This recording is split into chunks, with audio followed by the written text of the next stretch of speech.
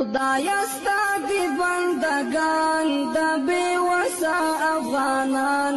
خدایا ستا دی بندگان د بے وسا افغانان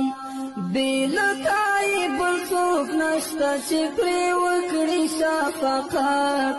خدایا ته پرې مهربان شي ته یې وساتې عزت دا شهید